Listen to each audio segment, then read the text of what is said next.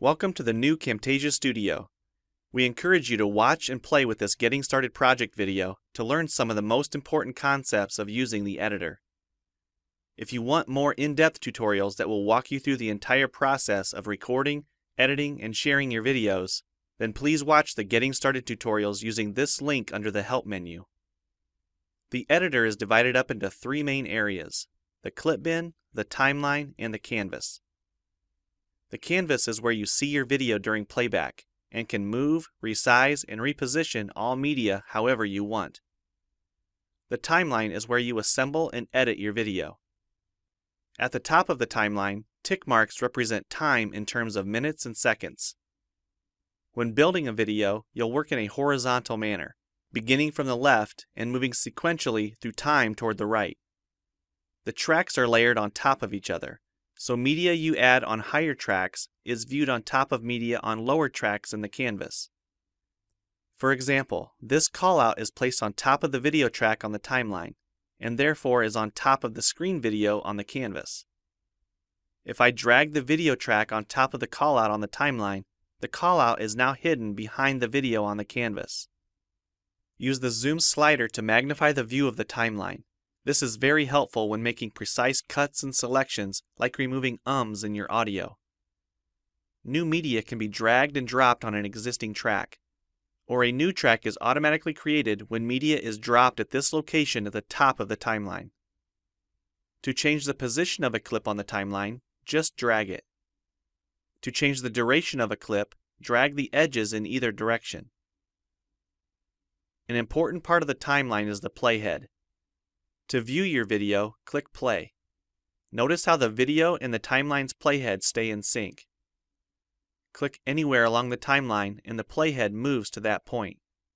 To remove a portion of your video, make a selection with the green in point and red out point. Then click the cut button. If you don't want media cut on a specific track, just click the lock icon. If you make a mistake while editing, press Ctrl-Z on the keyboard to undo, or choose Edit Undo. Double-click the playhead to deselect. Next, we'll look at the clip bin in the library. The clip bin holds recordings, audio files, images, and title slides being used in the project you're currently working on. The library stores video clips, intros, callouts, title slides, and other media assets you want to use from project to project. It is pre-populated with professional content you can use in your videos. You can download more media from our website by clicking this link. You'll find a lot more music, callouts, and animated titles to use in your projects, and it's all free. Once you find something you like this callout for example, just drag it to a track on the timeline and resize and reposition it as needed. Double-click the callout on the canvas to open the Callouts tab and edit the text, or change any of the text properties like color or size. You can find a number of other callouts to use in your projects by expanding the Shapes menu. You've probably noticed the video zooming in and out at times, for example here when it's zooming into the timeline. To learn more about adding and customizing zoom and pan animations to your video, check out the other Getting Started tutorials on our website. We've talked about some of the tabs already, but be sure to explore the others for adding and editing special effects. If they don't all show up as tabs, click on the More tab to explore others, like the speech-to-text capabilities and captions, and the improved quizzing.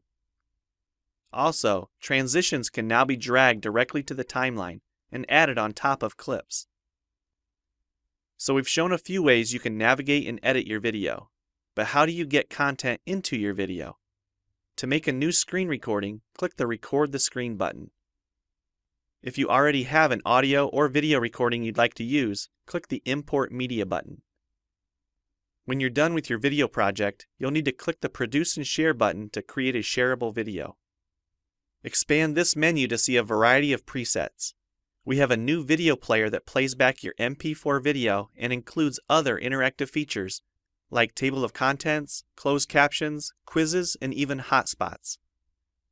These features are available when hosting your video on TechSmithScreencast.com or the video and player on your own web server.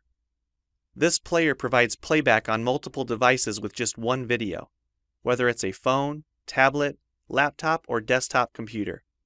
Well, it's time for you to try Camtasia Studio for yourself using the content on the timeline, or better yet, create your own. We have lots of free tutorials on our website, and I recommend you begin with the Getting Started series. Also, the help file inside Camtasia Studio tells you how to use each of the Camtasia Studio features and applications.